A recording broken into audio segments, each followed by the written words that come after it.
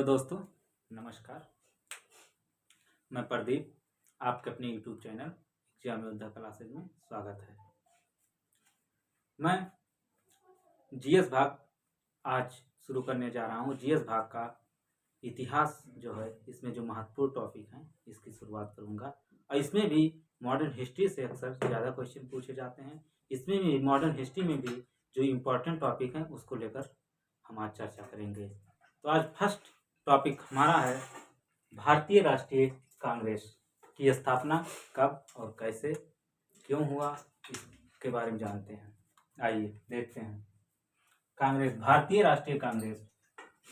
ये जो कांग्रेस है, ये कांग्रेस शब्द जो है ये अमेरिका के संसद का नाम है, वहां से इस शब्द को दिया गया है।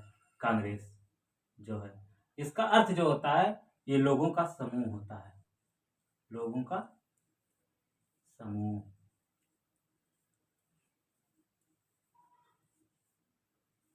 अब फिर हम बात करते हैं भारतीय राष्ट्रीय कांग्रेस। इसकी जो स्थापना है, स्थापना 28 दिसंबर 1885 को किया गया, इसकी स्थापना। और इसका जो संस्थापक है, ए ओ ह्यूम द्वारा किया गया। ये ओ ह्यूम जो है ये एक स्कॉटलैंड के ब्रिटिश अधिकारी थे, जो भारत में सिविल सेवा के अधिकारी थे, जो रिटायर्ड थे। उन्होंने इसकी स्थापना किया था। और ये स्थान जो था, स्थान बंबई में गोकुल दास तेजपाल संस्कृत विद्यालय में किया गया। इसका जो प्रथम बैठक पुणे में होने वाला था, लेकिन प्लेग के कारण वहां पे इसको स्थगित कर दिया गया था। उसके बाद में इसकी स्थापना बंबई में किया गया 28 दिसंबर 1885 को ए ह्यूम द्वारा गोकुल दास तेजपाल संस्कृत विद्यालय में। इसका जो नामकरण ये दादा भाई नौरोजी ने दिया। इसका पूर्व नाम भारतीय राष्ट्रीय संघ था। इसका पूर्व नाम भारतीय राष्ट्रीय संघ था। ह्यूम ने 1884 में किया था। इसका पूर्व नाम भारतीय राष्ट्रीय संघ था, भारतीय राष्ट्रीय संघ था। 1884 में किया था। लेकिन बाद में 1885 में जब मुंबई में इसका प्रथम अधिवेशन होता है, तो उसमें दादा भाई नौरोजी के सुझाव पर इसका नाम भारतीय राष्ट्रीय कांग्रेस कर दिया गया। तो इसका नाम, पूर्व नाम भारतीय राष्ट्रीय संघ था। उस समय जब भारतीय राष्ट्रीय कांग्रेस का स्थापना जब हो रहा था, तो उस समय जो वायसराय था वो था लॉर्ड डफरिन। इसका कार्यकाल जो था 1884 से 1888 ईस्वी तक था। तो यहाँ तक हम देख लिए। स्थापना जो है 28 दिसंबर 1885 को किसने किया? ए.ओ. ह्यूम द्वारा किया। कब, कहाँ हुआ? बंबई में हुआ, गोकुल दास तेजपाल संस्कृत विद्यालय में। नामकरण दादा भाई नौरोजी ने किया। वायसराय उस समय लॉर्ड डफरिन था। यह क्वेश्चन अक्सर पूछा जाता रहता है कि उस समय जब भारतीय राष्ट्रीय कांग्रेस की स्थापना हुआ तो उस समय वायसराय कौन था? तो लॉर्ड डफरिन था। अब आइए देखते हैं, जब ये भारतीय राष्ट्रीय कांग्रेस का जब स्थापना किया गया तो कुछ लोग इसकी आलोचना किए। तो उस आलोचना करने वाले व्यक्ति को देखते हैं कौन क्या कहा। तो लॉर्ड डफरिन, जो उस समय वायसराय थे, डफरिन, उन्होंने कहा सूक्ष्मदर्शी अल्पसंख्यकों की संस्था कहा, क्योंकि जब प्रथम बैठक हुआ था 1885 में मुंबई में, जिसकी अध्यक्षता डब्ल्यू.सी. बनर्जी कर रहे थे, तो उस समय केवल 72 प्रतिनिधि ही भाग उसमें लिए थे। इसीलिए लॉर्ड डफरिन ने इसको सूक्ष्मदर्शी अल्पसंख्यकों की संस्था कहा था। उसके बाद में हम देखते हैं लॉर्ड कर्जन, जो एक ब्रिटिश वायसराय था।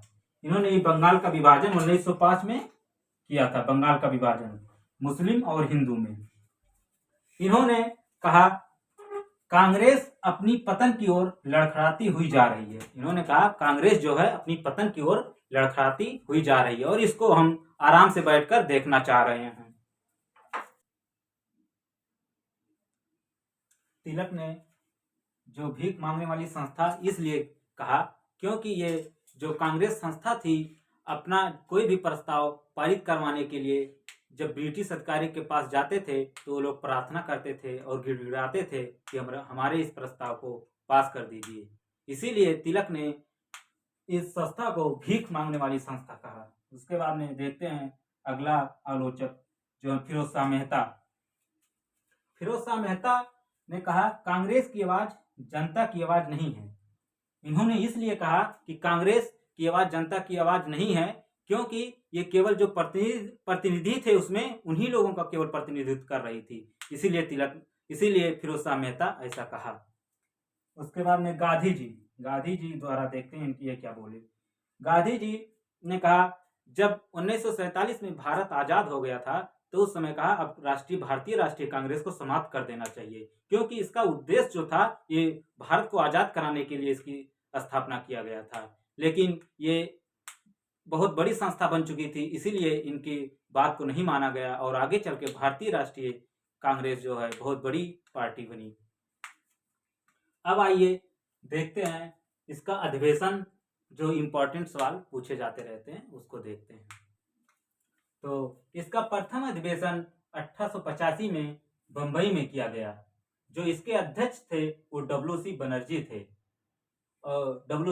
थे। इसमें 72 प्रतिनिधियों ने भाग लिया था। इसमें 72 प्रतिनिधि भाग लिए थे। जब 1885 में प्रथम अधिवेशन हुआ बंबई में, डब्ल्यू.सी. बनर्जी इसके अध्यक्ष थे। 72 प्रतिनिधि भाग लिए थे इसमें प्रथम महासचिव जो थे वो ए.ओ. ह्यूम थे। इसके प्रथम महासचिव जो थे वो ह्यूम थे। उसके बाद में हम दूसरा अधिवेशन देखते हैं 1886, सेकंड अधिवेशन 1886 जो कलकत्ता में हुआ था। कलकत्ता में इसकी अध्यक्षता जो है ये दादा भाई नौरोजी ने किया। इसकी अध्यक्षता दादा भाई नौरोजी कर रहे थे उस समय। जो इनको ग्रेट ओल्ड मैन के नाम से, दादा भाई नौरोजी को हम लोग ग्रेट ओल्ड मैन के नाम से भी जानते हैं। इन्होंने 3 बार अध्यक्षता की कांग्रेस की और अक्सर एग्जाम में पूछा जाता है कि दादा भाई नौरोजी कितनी बार कांग्रेस की अध्यक्षता की। तो आइए हम जानते हैं कब कब किए। 1886 में कलकत्ता में तो ये लोग आप लोग जान ही गए। 1893 में ये लाहौर में कर रहे थे, लाहौर में। उसके बाद में 1906 में किए थे। ये भी कलकत्ता में किए थे। उसके बाद में देखते हैं अगला अधिवेशन जो है 1887 में, ये थर्ड अधिवेशन है। ये मद्रास में हुआ। इसकी अध्यक्षता जो है बदरुद्दीन तैयब जी कर रहे थे। ये प्रथम मुस्लिम अध्यक्ष थे। ये अक्सर एग्जाम में पूछा जाता है कि भारतीय राष्ट्रीय कांग्रेस के जो प्रथम अध्यक्ष थे, नहीं, प्रथम मुस्लिम अध्यक्ष कौन थे, ऐसा क्वेश्चन आता है कि प्रथम मुस्लिम अध्यक्ष कौन थे, तो वो बदरुद्दीन तैयब जी थे। उसके बाद में हम चौथा अधिवेशन देखते हैं 1888। ये इलाहाबाद में हुआ था, जो वर्तमान समय में इलाहाबाद का नाम बदलकर प्रयागराज कर दिया गया है। इसकी अध्यक्षता जॉर्ज यूले कर रहे थे। ये प्रथम अंग्रेज थे जो गैर भारतीय थे जो इसकी अध्यक्षता कर रहे थे। तो ये चारों जो है ये एकदम इम्पोर्टेंट है, ये हमेशा आप लोग इसको ध्यान से पढ़िएगा। और फिर आगे हम देखते हैं इसमें जो ये प्रथम अध्यक्षता डब्ल्यू.सी. बनर्जी कर रहे थे, ये हिंदू थे और ये जो दादा भाई नौरोजी थे ये पारसी थे और ये बदरुद्दीन तैयब जी ये मुस्लिम थे और ये जॉर्ज यूले थे, प्रथम अंग्रेज थे जो गैर भारतीय थे, जो कांग्रेस की अध्यक्षता कर रहे थे। ये कई संप्रदायों का मतलब इसमें प्रतिनिधित्व में भाग लेने के लिए कहा गया, अध्यक्ष बनाया गया इसलिए कि ताकि कई संप्रदाय के लोग इसमें जुड़ सकें। बाकी अगला हम अधिवेशन देखते हैं 1896 में, जो कि कलकत्ता में हुआ। रहमतुल्लाह सयानी इसकी अध्यक्षता कर रहे थे। इसमें हमारा जो राष्ट्रीय गीत है वंदे मातरम, जो इसके रचयिता हैं बंकिम चंद्र चटर्जी, ये उस समय प्रथम बार गाया गया था वंदे मातरम। 1896 के कलकत्ता अधिवेशन में प्रथम बार राष्ट्रीय गीत बंकिम चंद्र चटर्जी द्वारा रचित वंदे मातरम प्रथम बार गाया गया था 1896 में। उसके बाद में हम अगला अधिवेशन देखते हैं जो इम्पोर्टेंट है। ये सब अधिवेशन उसी को हम बता रहे हैं केवल। 1905 में वाराणसी में गोपाल कृष्ण गोखले उस समय अध्यक्षता कर रहे थे। ये जो है उस 1905 में जो उस समय वायसराय लॉर्ड कर्जन था, जो बंगाल को दो समुदायों में बांट दिया, दो संप्रदाय में बांट दिया था, उसका विभाजन बंगाल में कर दिया था। बंगाल का विभाजन दो संप्रदाय में विभाजित कर दिया था, बंगाल विभाजन। ये इसीलिए ये इसका अधिवेशन बुलाया गया था, गोपाल कृष्ण गोखले कर रहे थे। इसमें स्वदेशी बंग भंग आंदोलन का समर्थन इन्होंने किया। उसके बाद में 1906 में कलकत्ता में फिर से अधिवेशन हुआ। इसकी अध्यक्षता दादा भाई नौरोजी कर रहे थे। ये जो तीसरा हम बताए थे आप लोगों का 1906 जो ये है, ये इसमें पहली बार स्वराज शब्द का प्रयोग किया दादा भाई नौरोजी ने। कहा कि स्वराज शब्द का प्रयोग इसलिए किया कि हम स्वयं का शासन चाहते हैं, इसीलिए स्वराज शब्द का प्रयोग किया। उसके बाद में अगला जो है अधिवेशन 1907 में सूरत अधिवेशन, जिसकी अध्यक्षता जो है रास बिहारी बोस कर रहे थे। इसकी अध्यक्षता इसमें ये हुआ कि इसमें 1907 में सूरत के अधिवेशन में नरम दल और गरम दल दो में विभाजन हो गया कांग्रेस का। नरम दल वाले थे जो नरम स्वभाव के थे, और गरम दल वाले थे जो उग्रवादी थे। ये संघर्ष के द्वारा भारत को आजाद कराना चाहते थे, और ये अपना प्रस्ताव पारित करके, मतलब वहाँ ब्रिटिश अधिकारियों के सामने रख के प्रार्थना करके ये पारित करवाते थे, जिससे कि उनका मान लिया जाए प्रस्ताव। इसीलिए नरम दल और गरम दल दो बार में विभाजित हो गए, दो दल में। उसके बाद में 1911 में देखते हैं अगला अधिवेशन कलकत्ता में हुआ। बिशन नारायण धर कर रहे थे। इसी कलकत्ता अधिवेशन में प्रथम बार हमारा राष्ट्रीय गान जनगण मन अधिनायक जय हो, ये पहली बार गाया गया था। जो इसके रचनाकार हैं रविंद्रनाथ टैगोर। हमारा जो राष्ट्रीय गान है जनगण मन अधिनायक जय हो, ये दो देशों में मतलब अपनाया गया है। दो देश, एक है बांग्लादेश जो इसको हमार सोनार बांग्ला के नाम से जाना जाता है, उन्होंने भी इसको अपनाया है। उसके बाद में 1916 देखते हैं अगला अधिवेशन, इंपॉर्टेंट बहुत ज़्यादा है। ये लखनऊ में होता है। इसकी अध्यक्षता जो कर रही थी वो अंबिका चरण मजूमदार कर रही थी। ये सी मजूमदार इसका फुल नाम है, अंबिका चरण मजूमदार। इसे कांग्रेस और मुस्लिम लीग दोनों के बीच में होता है। इसमें गरम दल और नरम दल, ये गरम दल जो है, ये नरम दल जो 1907 के सूरत अधिवेशन में अलग हो गए थे, ये आपस में फिर समझौता करके अध्यक्षता करते हैं। इसी में बाल गंगाधर तिलक जो है वो कहते हैं स्वराज मेरा जन्म सिद्ध अधिकार है और उसे मैं लेकर रहूंगा। इस शब्द का प्रयोग इन्होंने किया था। अब अगला अधिवेशन जो है हम देखते हैं 1917। ये कलकत्ता में हुआ। इसकी अध्यक्षता एनी बेसेंट कर रही थी। ये प्रथम महिला अध्यक्ष थी जो कांग्रेस की अध्यक्षता कर रही थी। इसमें क्वेश्चन अक्सर पूछा जाता है कि प्रथम महिला कांग्रेस की अध्यक्षता कौन कर रही थी, तो इसका उत्तर एनी बेसेंट। लेकिन यह पूछे कि प्रथम भारतीय महिला कौन थी जो कांग्रेस की अध्यक्षता कर रही थी, तो इसका उत्तर होगा सरोजिनी नायडू। फिर हम अगला देखते हैं और अधिवेशन। तो आइए हम अगला अधिवेशन देखते हैं 1920 में। इस समय गांधी जी असहयोग आंदोलन की शुरुआत की थी। ये मध्य में ही इस बार बुला लिया गया था अधिवेशन के लिए। कलकत्ता में हो रहा था उस समय इसकी अध्यक्षता जो है लाला लाजपत राय कर रहे थे। इसमें असहयोग आंदोलन पारित करने के लिए कहा गया, लेकिन असहयोग आंदोलन पारित नहीं हो सका।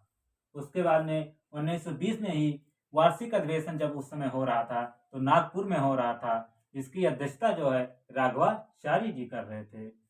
इसमें असहयोग आंदोलन को पारित कर दिया गया था। उसके बाद में हम देखते हैं अगला अधिवेशन जो है 1924। ये 40वां अधिवेशन है जो कर्नाटक के बेलगांव में हो रहा था। इसकी अध्यक्षता जो है महात्मा गांधी जी कर रहे थे।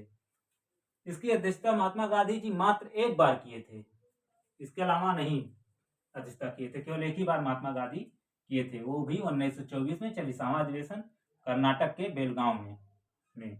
ये अक्सर क्वेश्चन पूछा जाता है इससे। उसके बाद में अगला 1925 में एक अधिवेशन हुआ। इसमें ये कानपुर में स्थान में हो रहा था और इसकी अध्यक्षता जो है सरोजिनी नायडू कर रही थी।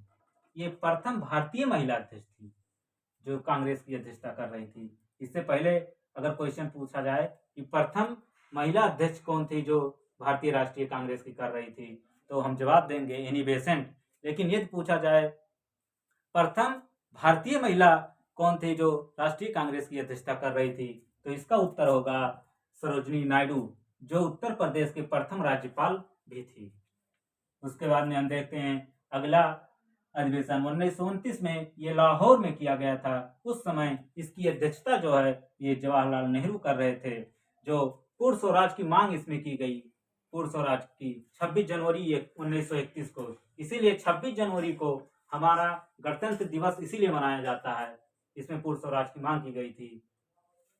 उसके बाद में हम अगला अधिवेशन देखते हैं 1930 कराची अधिवेशन।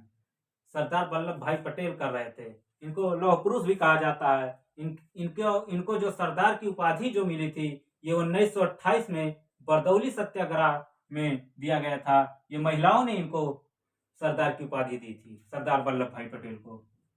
इसमें मौलिक अधिकार प्रस्ताव पारित किया गया था और इसमें गांधी जी अपना एक विचार दिए थे, गांधी मर सकते हैं पर गांधीवाद कभी नहीं मर सकता। इन्होंने ये कहा था। ये अक्सर क्वेश्चन पूछा जाता है कि किस अधिवेशन में महात्मा गांधी ने कहा था कि गांधी मर सकते हैं पर गांधीवाद नहीं मर सकता। ये इसका उत्तर होगा 1931 में कराची अधिवेशन में, जिसकी अध्यक्षता सरदार वल्लभ भाई पटेल ने की। उसके बाद में अगला अधिवेशन हम देखते हैं 1937 में फैजपुर अधिवेशन, जिसकी अध्यक्षता जवाहरलाल नेहरू कर रहे थे।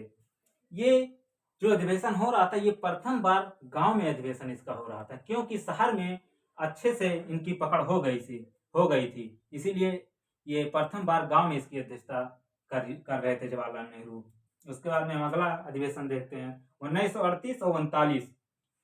1938 ये हरिपुरा जो गुजरात में है, इसकी अध्यक्षता सुभाष चंद्र बोस थे। और जो 1939 था इसमें भी सुभाष चंद्र त्रिपुरी अधिवेशन में इन्होंने भी अध्यक्षता कर रहे थे, लेकिन ये चुनाव जो है उस समय अध्यक्षता की गांधी जी अपने सहयोगी पट्टाभी सीतारामैया को अपने समर्थन में उतारे, लेकिन वो हार गए और सुभाष चंद्र बोस विजयी हो गए। महात्मा गांधी नाराज थे और उनके जो सदस्य थे वो सब मनाने लगे, लेकिन उसी नाराज को देखते हुए सुभाष चंद्र बोस ने इस्तीफा दे दिया अध्यक्ष पद के लिए। उसके बाद में इसका त्यागपत्र देने के बाद राजेंद्र प्रसाद इसकी अध्यक्षता की कमान संभाली। उसके बाद में हम अगला अधिवेशन देखते हैं 1940 से 45 के बीच में। उस समय भारत छोड़ो आंदोलन ये सब चल रहा था। इसीलिए इस समय अब्दुल कलाम आजाद कर रहे थे इसकी अध्यक्षता, जो सबसे ज्यादा समय तक इन्होंने भारतीय राष्ट्रीय कांग्रेस की अध्यक्षता की। ये अक्सर क्वेश्चन पूछा जाता है कि सबसे लंबे समय तक किसने भारतीय राष्ट्रीय कांग्रेस की अध्यक्षता की। वो थे अब्दुल कलाम आजाद। ये पहला शिक्षा मंत्री भी थे भारत के। उसके बाद में ये सबसे युवा अध्यक्ष भी थे, सबसे युवा अध्यक्ष जो भारतीय राष्ट्रीय कांग्रेस की अध्यक्षता कर रहे थे।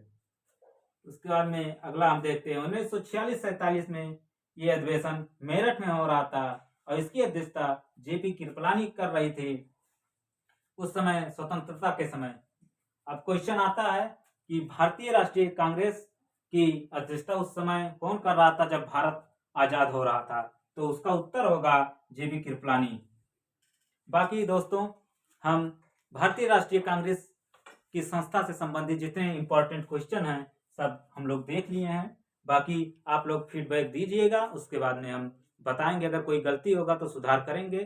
ठीक है दोस्तों, नमस्कार। मैं प्रदीप। जय हिंद।